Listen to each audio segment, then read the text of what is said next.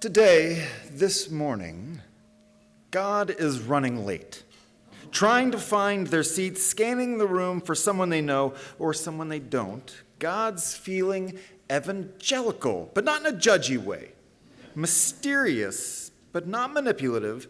God can't stop thinking about the James Webb Telescope and the possibility that time is not linear, which God might have guessed from the never-ending urgency of that upcoming election. And the likelihood sometime in the next week we might find Halloween candy in the grocery store. God is tired of grief and white supremacy and the warming of the oceans, not to mention that God sometimes skips church altogether to go on a hike. But it's just not enough. Really, God just wants to be here, be present. Stop worrying about everything. Sing, breathe, laugh. We've got you, God, we say. We'll settle in, and we'll be present, and we'll sing, and we'll breathe, and we'll laugh. We'll tell stories and breathe deep. We'll remember ourselves and offer whole galaxies of gratitude for all this beauty, for apple trees and zucchini bread and the U.S. women's soccer team, for protest letters and entire villages of people saying, "You are safe here, God. Your creation is not done yet creating you." These words to enter into our space this morning by the Reverend Gretchen Haley. God just wants to be present. Stop worrying about everything and sing and breathe and laugh. We've got you, God. We've got you. We are grateful that you showed up this morning. Because if you didn't show up, then we would have all practiced this for nothing. And so we're glad that you've come to participate in this service this morning, to co-create it together. We are grateful for you, your individual personality, your individual personhood. We are grateful that you chose this. You chose us to create together on this morning. We welcome you no matter the color of your skin, your income, your gender identity, your sexual orientation. We welcome you no matter where it is in your ongoing life story that you are on this given morning. Let us do the work of co-creation. Let us do the work of God here this morning.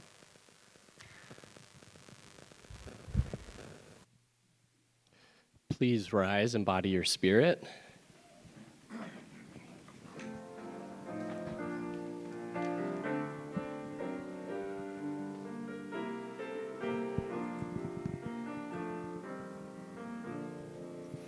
Gather the Spirit, harvest the power.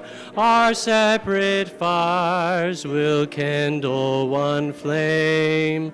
Witness the mystery of sound. Our trials in its light appear all the same.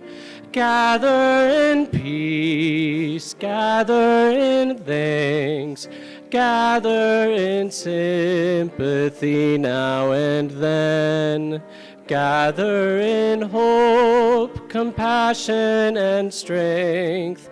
Gather to celebrate once again. Gather the spirit of heart and mind. Seeds for the sowing are laid in store. Nurtured in love and conscience refined, without spirit united once more. Gather in peace, gather in thanks, gather in sympathy now and then. Gather in hope, compassion, and strength. Gather to celebrate once again.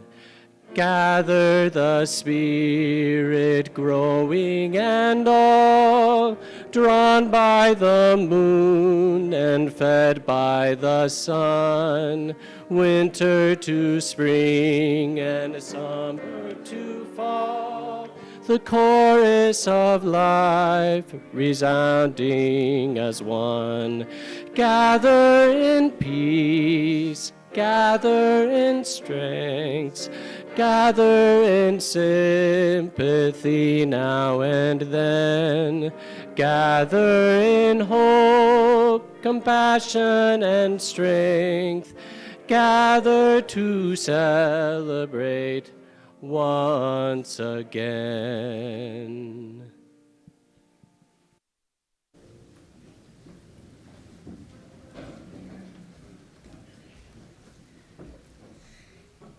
Hello, my name is Steph Jenkinson, and this is Noreen Halberstadt, and we are lighting the chalice this morning.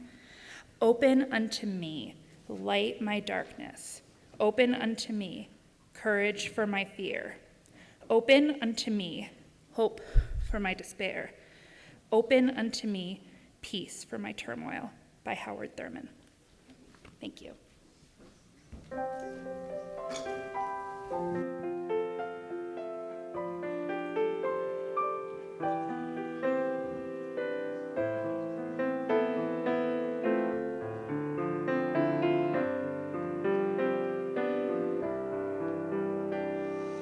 Spirit of life, come unto me. Sing in my heart all the stirrings of compassion. Blow in the wind, rise in the sea, move in the hand, giving life the shape of justice.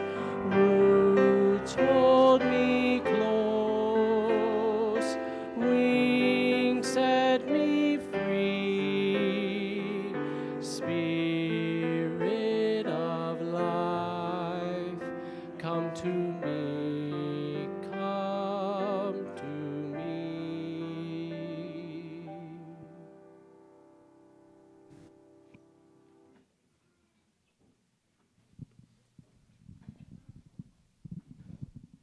Good morning. My name is Amy Brock, and I'm the Director of Religious Exploration for Children and Youth. This month, we've been exploring invitation, and it is time for our Time for All Ages. And so while our young people are finding their way to the carpet this morning, I invite you to think about how you feel when you get an invitation.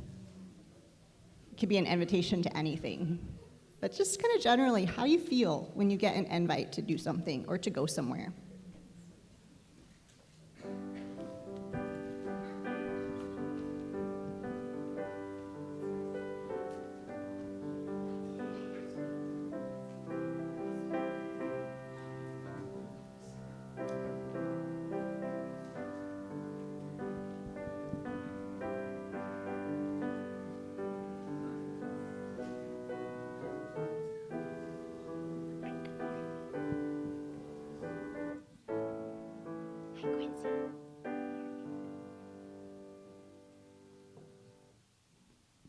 Did anybody have a thought about how you feel when you get invited to do something or go somewhere? Terrified? Oh, goodness. Happy and amazing? Okay, we have different feelings. Excited? Okay. What about you, Reverend Scott? How do you feel? It depends on the invitation. Depends on what it is. Maybe we're excited. It shifts depending on the invitation. Maybe we're not so sure. All right, well, our story today is about the space between what happens when we get an invitation and when we do the thing that we were going to do. It's called Why Not, and it's by Kobe Yamada. This is it. This is your rare but wonderful life. This is your greatest gift, that you will ever receive. Everything you want and everything you dream of is waiting. You have a vast treasure of talents and potential hidden inside of you. Your life is ready for you to discover all of it. Why not find out just how remarkable your life can be? Why not make the most out of every moment? You were born for wonder and awe. You are here to marvel at the beauty of this world and experience the joy of being alive. Be a stranger to the ordinary, but get to know the unknown. Why not try to do something that you've never done before? Why not try to go somewhere that you've never gone before? Stay curious and have adventures. Make room for what you love. Discover the world's wonders, but know that you are one of them too. So much of life depends on how you look at things and how you see yourself. You are shaped by the choices that you make, how you answer when today asks what you learned from yesterday. Why not see just what and just how good your best can be? Why not make the absolute most of your life? Things won't always go according to plan, and the way might be difficult. You might get worn out and tired. You may feel lost, and you may want to turn back. But know that every step moves you a little closer to where you want to go, if you have the courage to take it. Embrace it all, even the messy parts, especially the messy parts. And don't be fooled by fear. It has a way of shrinking possibilities and diminishing dreams. Don't let fear stop you, and don't let the fear of failure stop you either. Have faith and keep going. You can make a difference. You were made of sunrises and second chances, and you have hope in the brand new day. Even if the odds are 1,000,000 to 1, why not be the one? Don't wait for things to be great, to be grateful. Paying attention is an act of love. Noticing is caring. Beauty is all around in everything. You just have to recognize it. Why not look for the good in everyone and in everything? Open your heart, take it all in. This is your everywhere. This is your home. Remarkable things can happen if you believe in them. You are connected to everything, and everything is connected to you. Every little bit of good helps. Every bit of kindness builds compassion, and it heals. Everything that you have ever loved becomes a part of who you are. It all counts. So why not leave the world a little better than you found it? What is something that we could do today, maybe even, to leave the world a little bit better than we found it? It's an invitation.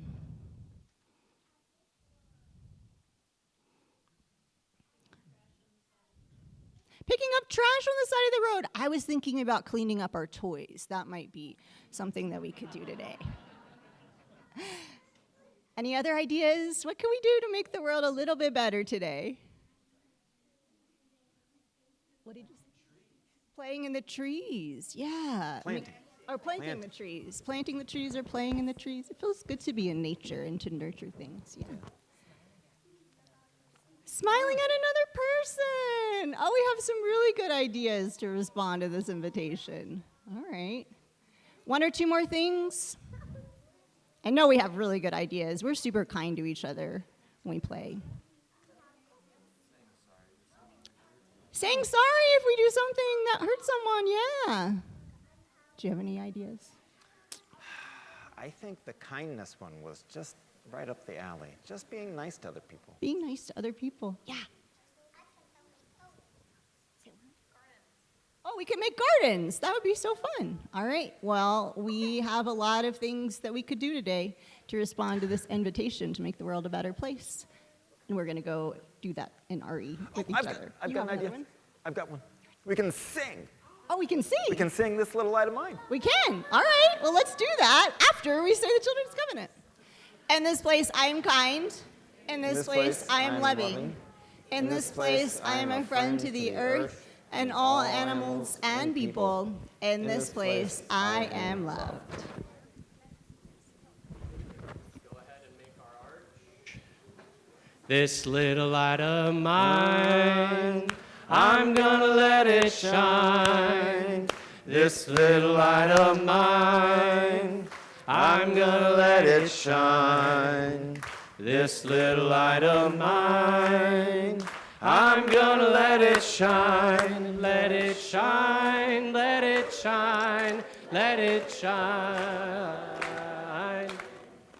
This little light of mine, I'm gonna let it shine. This little light of mine, I'm gonna let it shine. This little light of mine, I'm gonna let it shine. Let it shine, let it shine, let it shine.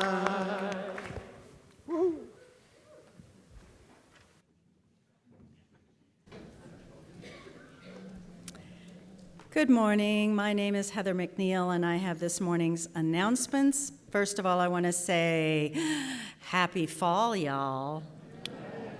I think this is the best season. How many of you agree? The rest of you are just wrong. I want to give a big welcome to those on Zoom and those that are present here today. Newcomers to Zoom are welcome to fill out a virtual visitor form, and newcomers to the service are invited to sign up for our all-congregational ACE, which comes out on email every Wednesday, and please join us for coffee after the service.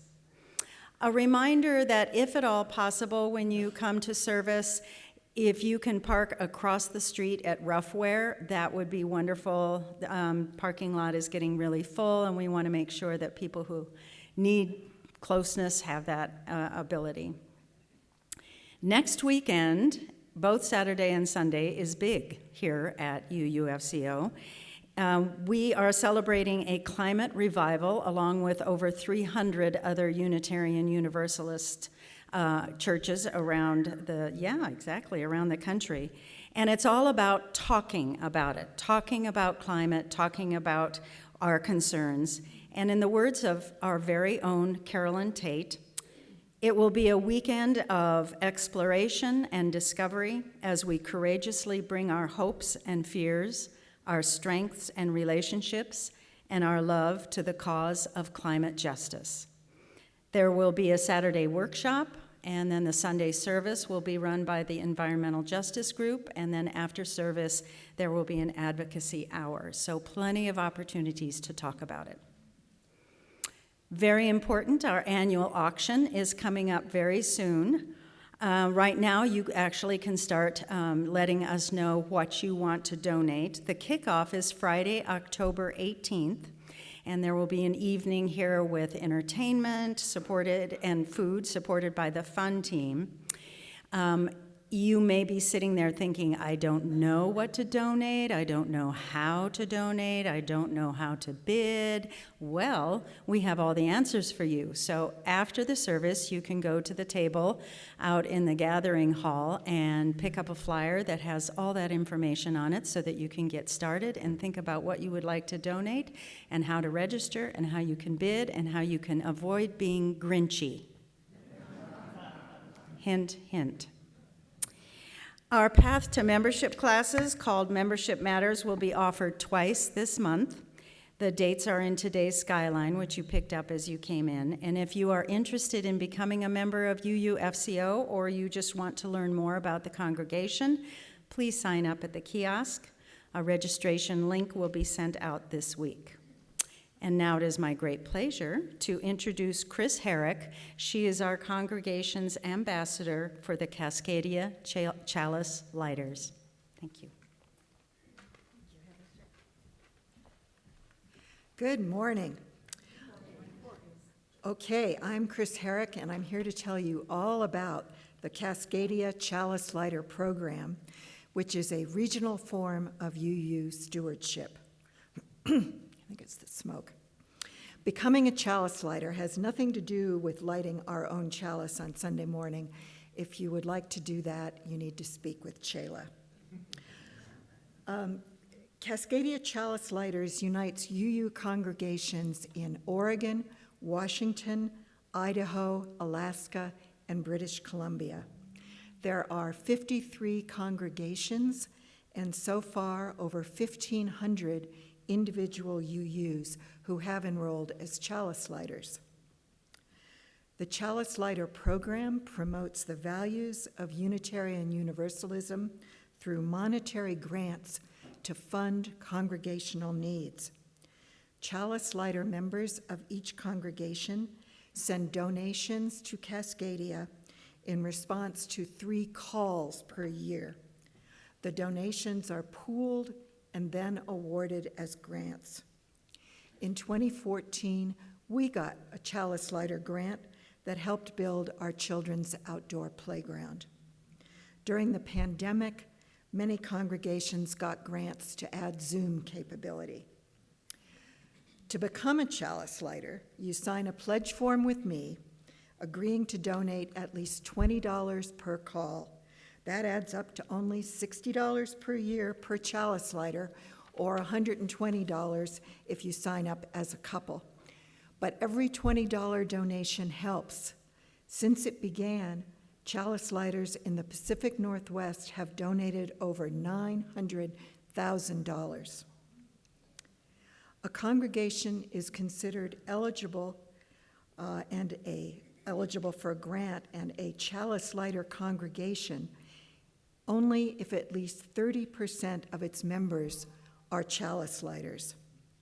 Today, UUFCO has 114 Chalice Lighters, but we have more than 300 members, which is too close for me to be confident in our continued Chalice Lighter congregation status. So, after service, I will be at a table in the gathering hall with pledge forms, information sheets, and name tag buttons for each new pledger. Becoming a Chalice Lighter is a great way to help Pacific Northwest UU congregations grow and thrive. So if you aren't already a Chalice Lighter, please pledge with me today. Thank you. Thanks, Chris.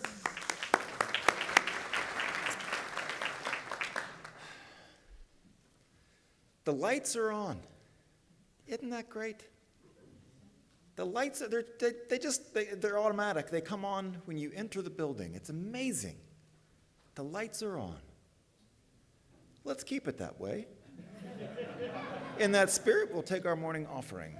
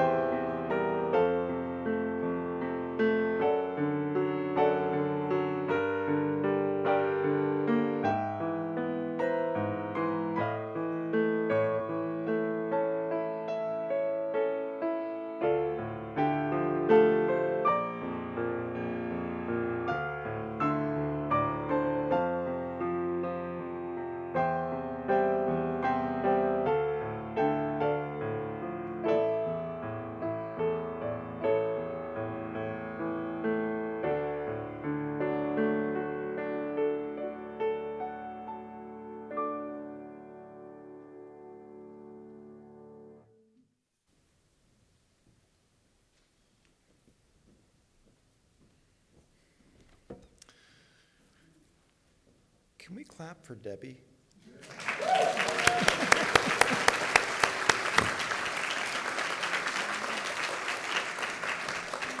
Yeah, that's something we can do. We can show our appreciation to Debbie today. Well, we do have cause for gratitude in this fellowship, and we have our joys and our sorrows that we share each week along with those gratitudes. If you would like to fill out a joy or a sorrow or a gratitude, these are located on our kiosk each week.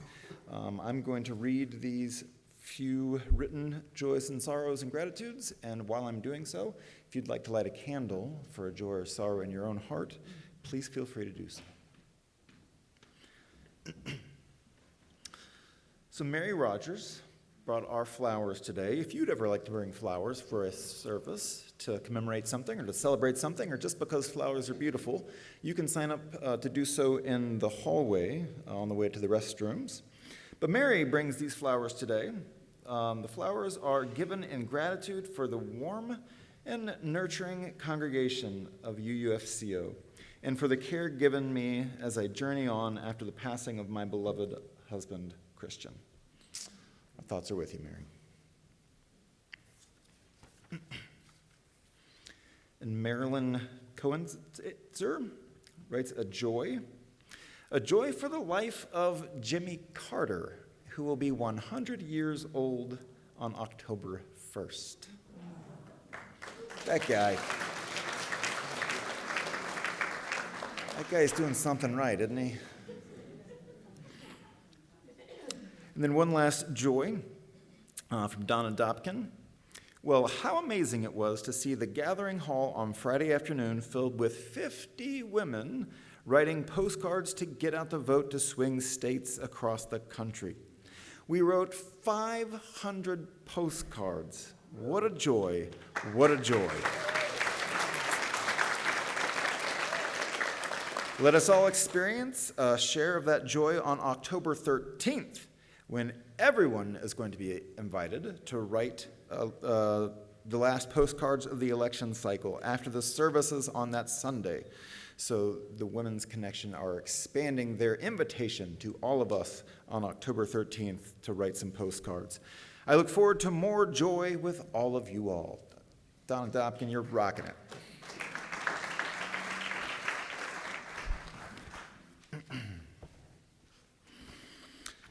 Invitation is our theme for the month. We do a lot of inviting here on Sunday mornings, invitation after invitation after invitation throughout the service. I'll invite you right now to take a deep breath, to feel the air going into your lungs, nourishing your body, to feel your body. And do just that. Go ahead and feel your arms. Go ahead and feel your legs. This gift, this miraculous gift of a body.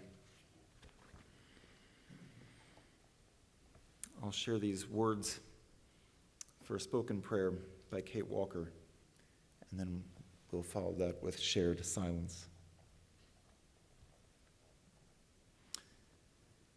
Hey, universe, I see you. From atomic dust to stardust, you exist, and I exist in and through you. This I do not doubt. From eagle's view to mouse, what do you see? Am I mere food for thought? Does my existence bear meaning? For you? Or only for me, dear universe? And my beloved, do they see me?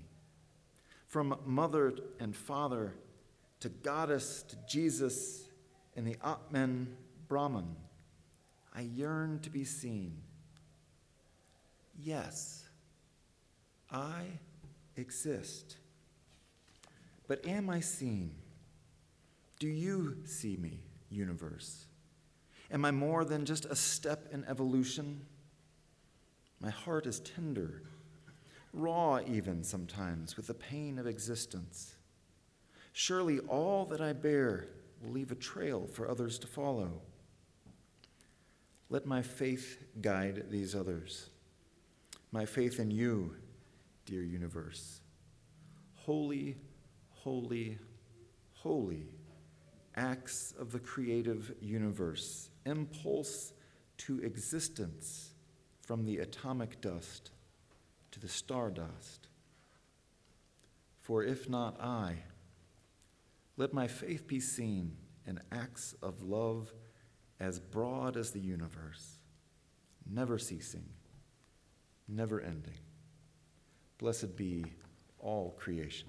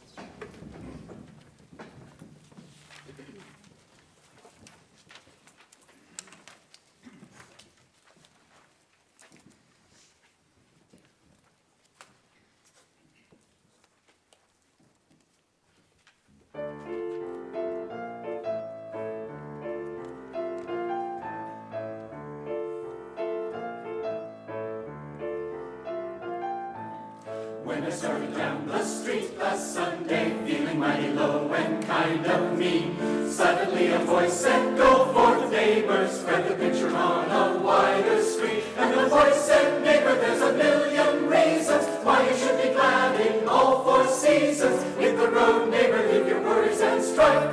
Spread the religion of the rhythm of life, for the rhythm of life is a powerful beat. There's a tingle in your fingers and a tingle in your feet. Rhythm on the inside, rhythm on the street, and the rhythm of life is a powerful beat. For the rhythm of life is a powerful beat. Puts a tingle in your fingers and a tingle in your feet.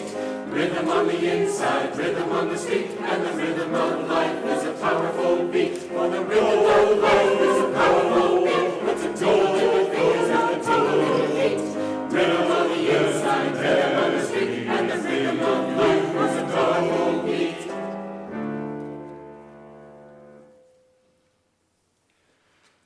Go and spread the gospel in Milwaukee.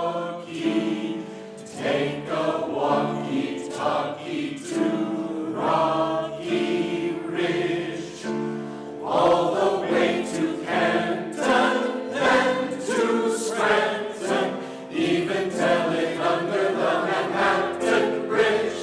You will make a new sensation, have a growing congregation, build a growing operation here below. Like a Pied Piper blowing, go, go, go, go, go, go. You will make a new sensation, have a growing congregation, like a growing operation here below, go, go. You will like a Pied Piper blowing, with the keep the music flowing, like a rhythm, go, go, go, and go, go, go, go, go. Flip your wings and fly up high, flip your wings and fly up high.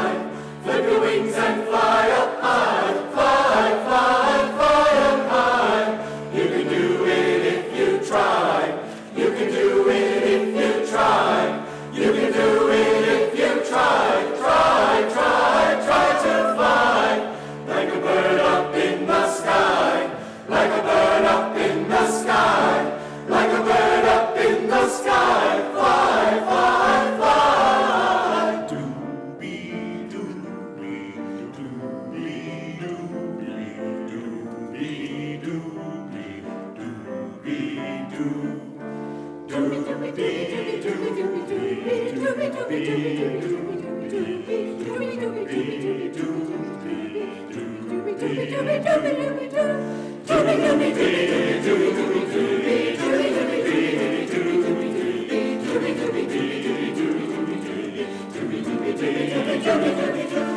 rhythm of life is a powerful beat, puts a tingle in your fingers and a tingle in your feet. Rhythm on the inside, rhythm on the street, and the rhythm of life is a powerful beat. Oh, the rhythm of life is a powerful beat, puts a tingle in your fingers and a tingle in your feet. Rhythm on the inside, rhythm on the street, and the rhythm of life is a powerful beat. Go, go, go, go, go, go. Tell them everything you know. To feel the rhythm of life, to feel the powerful beat, to feel the tingle in your fingers, to feel the tingle in your life.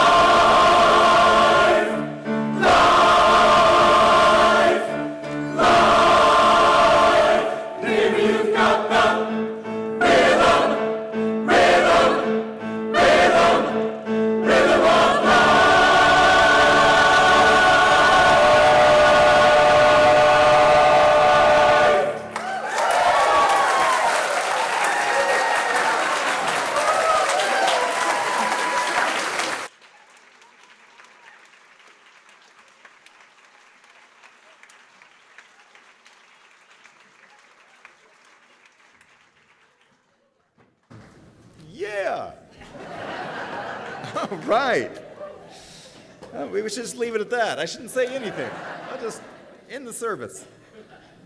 Doopy, doopy, doo. It doesn't get more profound than that. Do, be, do, be. Well, just doing and being is what those astronauts are doing up in space right now. Have you heard this story? Stuck in space. Whoops. That's gotta be awkward. But I know that I was like relieved when I heard that they considered it like a joy. They were like, this is great. We were only supposed to be here for 8 days, and now we get to spend months, and it's a pretty cool place to be. They're getting that view of the earth, which must at one time just be terrifying, but also incredibly beautiful. Astronauts who look back on the earth from space describe this first glimpse of what Carl Sagan called our pale blue dot as a transformational experience. So much they have a name for it. It's called the overview effect. It's an experience that they describe as mental clarity, and they're overwhelmed and awed by the fragility and the unity of life on our blue globe. They say that when they look at the Earth from space, just floating there, just floating in space, the astronauts realize just how absurd it is that us humans are at war with each other. How ridiculous it is that we would not all be working together in sympathy and in care for each other. Now, if you've seen the Earth from space, you've probably only seen a picture of it. But what must this experience be like to actually be set apart from our Earth amidst this vast universe and look upon our globe? What greater mystery and amazement could there be? Well, there's a scientist who looked at the stars as well, an astronomer, Mike McHargue, and he tells his story of his first encounter with this powerful image, what Carl Sagan called the pale blue dot, seeing our Earth seemingly insignificant, though so important to us. So McHargue had been a faithful Southern Baptist, but also a dedicated scientist. He had done his work to reconcile these two identities. His fellow scientists evangelizing atheism would encourage him to read Richard Dawkins and let the whole God thing go. But McArdle wouldn't do it. He loved God, and he meant God in that classical sense that Isaac Newton would have said, God as a being who governs all things as Lord above it all. And then McArdle found Carl Sagan. He imagined, if anything, maybe this astronomer, this scientist, would deepen his faith. He would find an even greater understanding of God. But the opposite happened to him.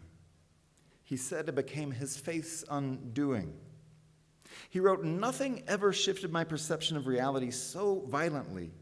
Reading Sagan's words and seeing this image, he felt wrecked, and his entire faith system began to unravel." He wrote, "For God so loved the world seems absurd from the voyager's vantage point. Earth is a waterlogged pebble, one planet amongst countless others. What possible significance does the salvation of humankind hold?" I don't know how it is with you and God. My guess is a lot of us were raised with ideas of God, and a lot of us have probably shifted those ideas of God over time. I remember when I was in Sunday school in my Presbyterian church growing up, I always said, I understand the God thing.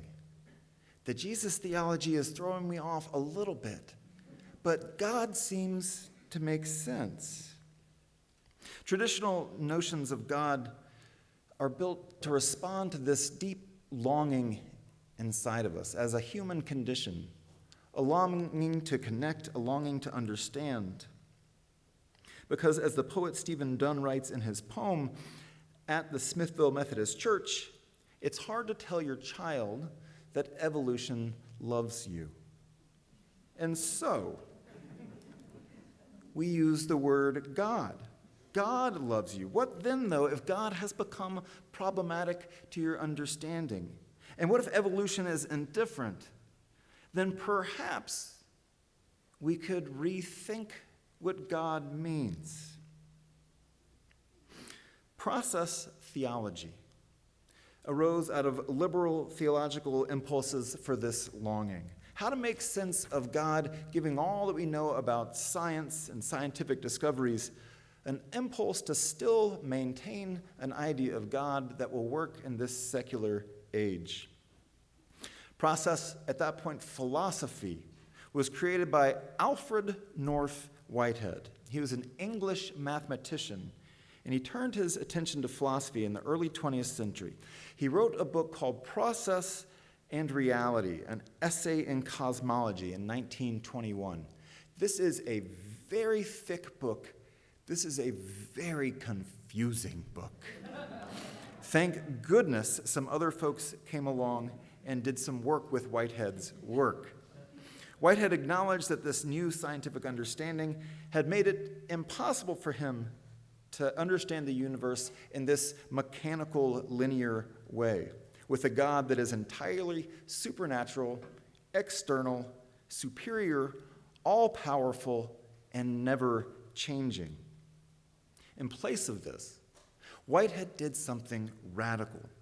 He proposed that we understand God and the universe and life itself not as individual, discrete objects, but as events.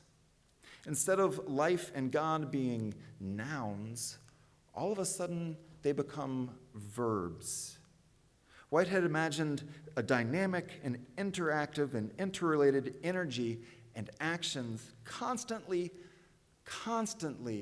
evolving and becoming, creating and recreating through this process of creative interchange.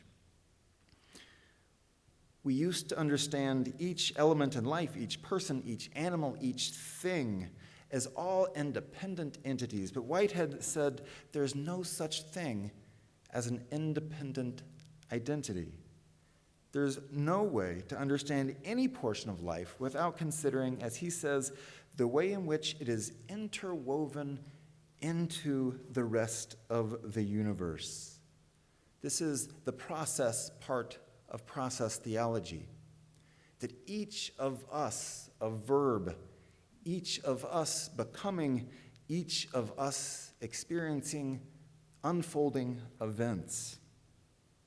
Charles Hartshorne picked up Whitehead's work, and he took it from a philosophy and made it into a theology. Understanding Whitehead's idea of creative interchange is God, but it's a reality that contains all of us, but is larger than any of us.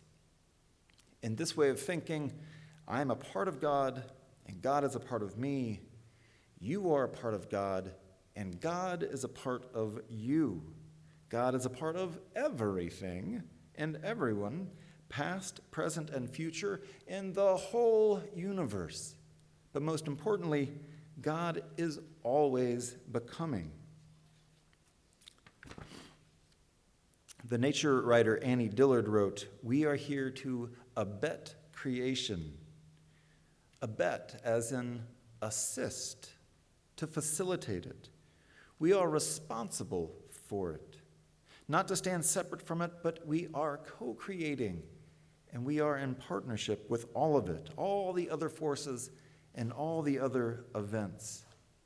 And God is not just in the partnership, but Hartshorne and Whitehead would say that God is the partnership, the acting, the exchanging, the becoming, the energy, the discovery, the newness of every moment.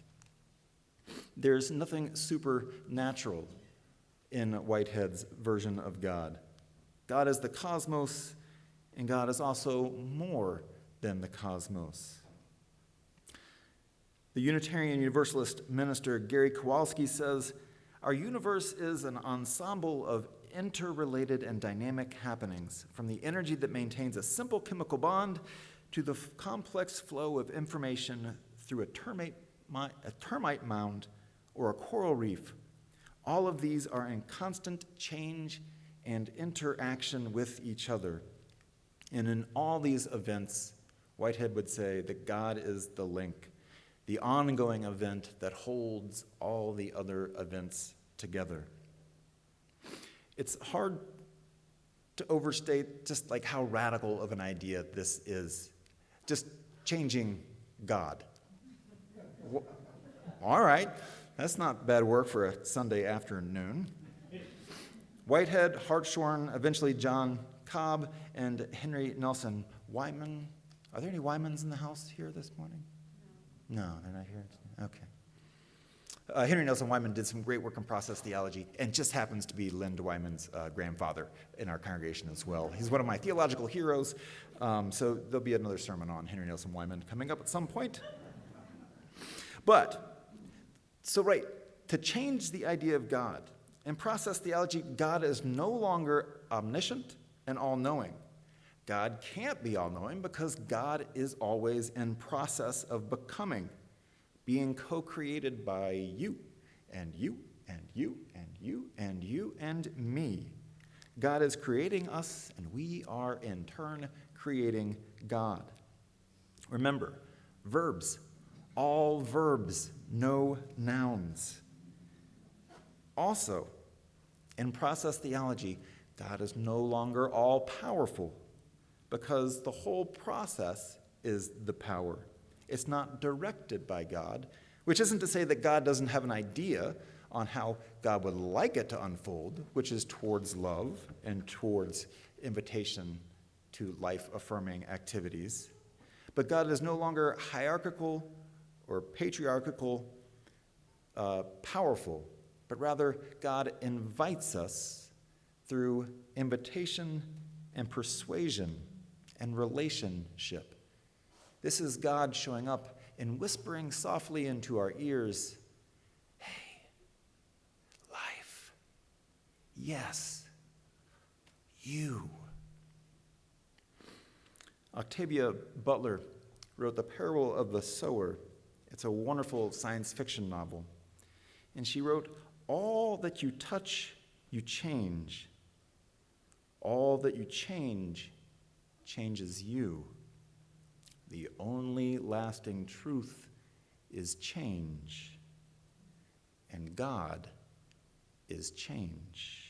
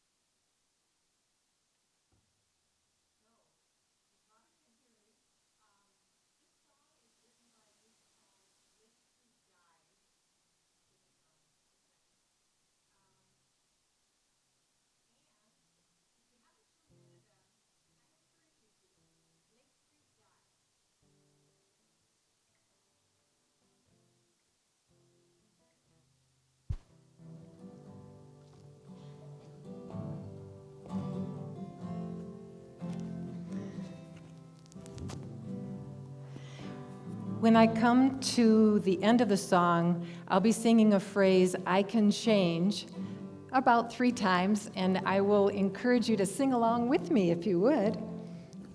I've got my cheat sheets just in case, because I'm nervous.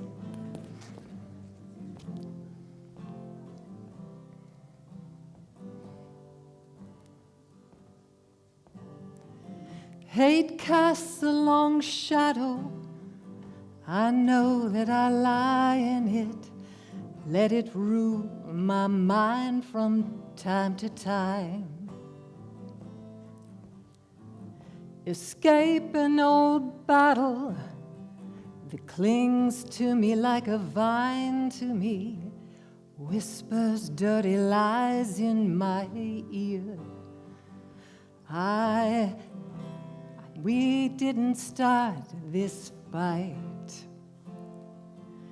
and I don't let it rule my heart tonight. I can change, I can change, I can still change, I can still change.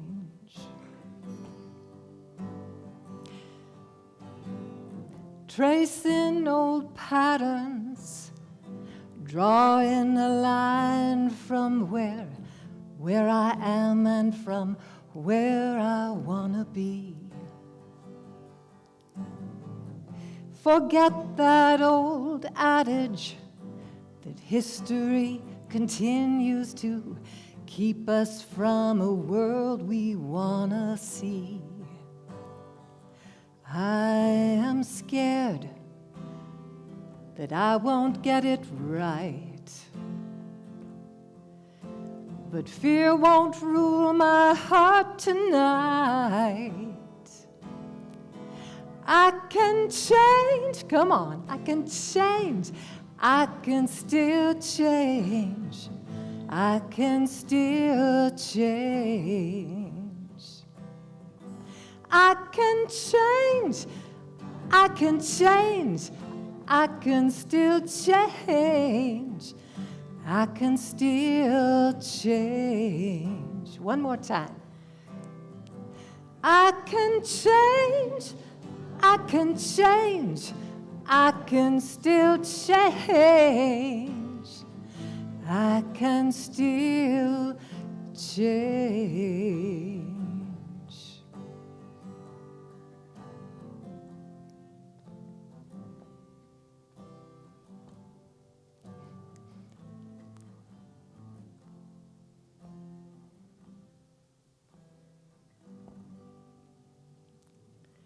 All right, yay.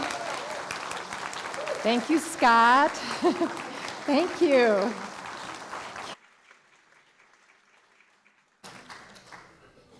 So there's something incredibly powerful and hopeful about this idea of change and always unfolding, and history not being written, but that we are co-creating with God.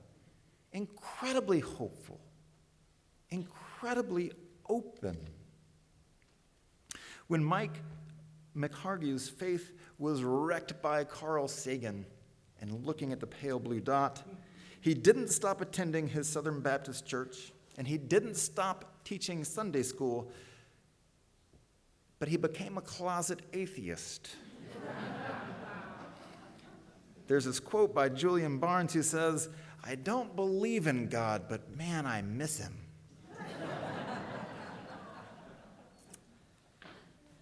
He leaned into his astronomy. He leaned into his science.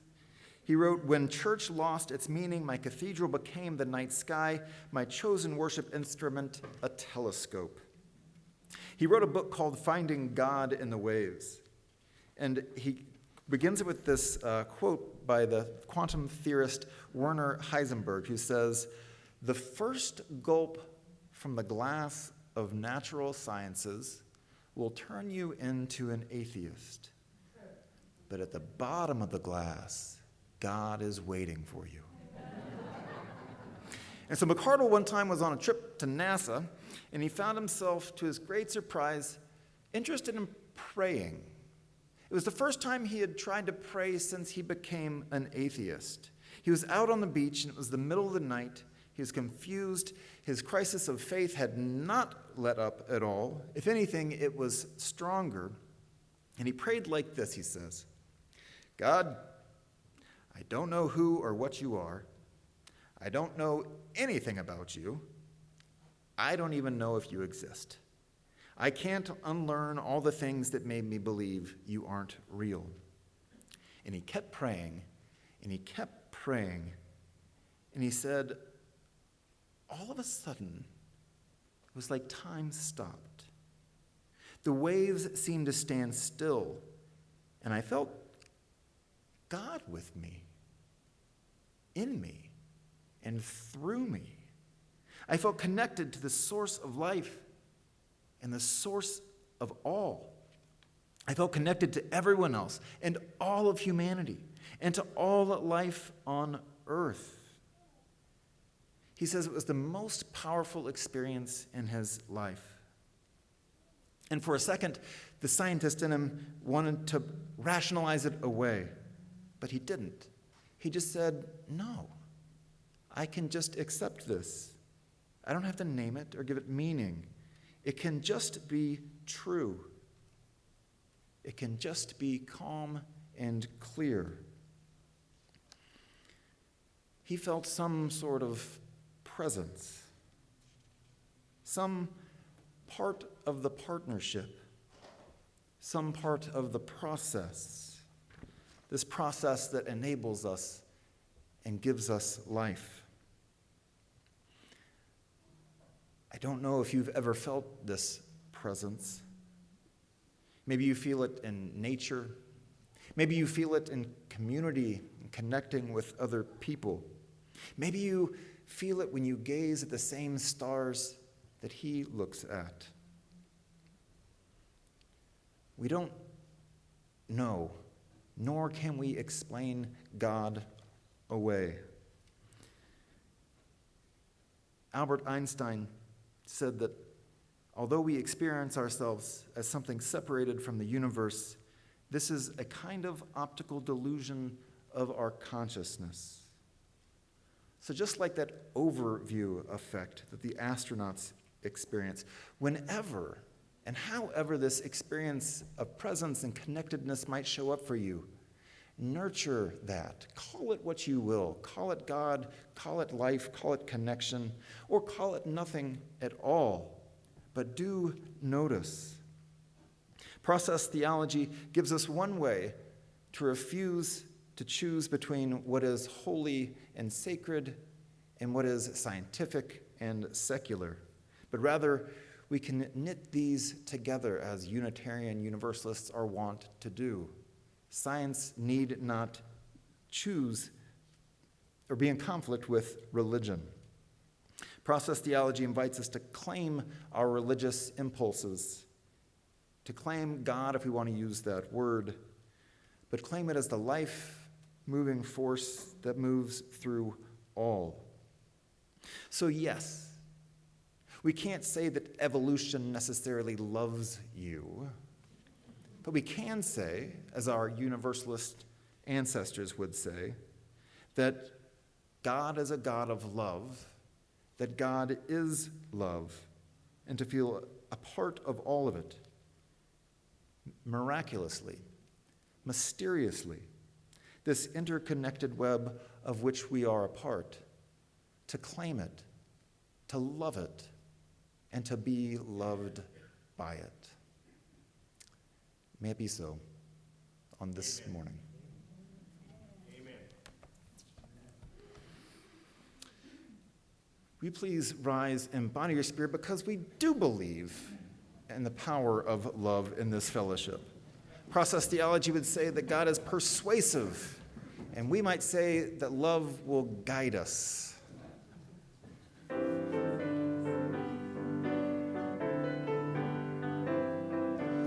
Love will guide us, peace has tried us, hope inside us will lead the way on the road from greed to giving. Love will guide us through the hard night. If you cannot sing like angels, if you cannot speak before thousands, you can give from deep within you. You can change the world with your love. Love will guide us, peace has tried us, hope inside us will lead the way on the road from greed to giving. Love will guide us through the hard night.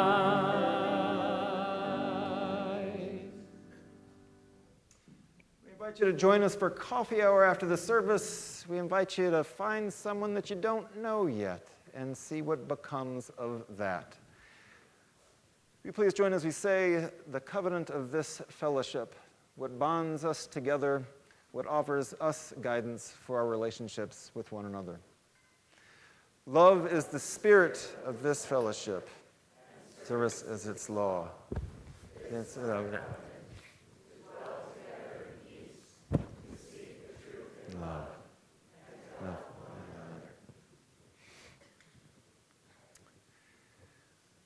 What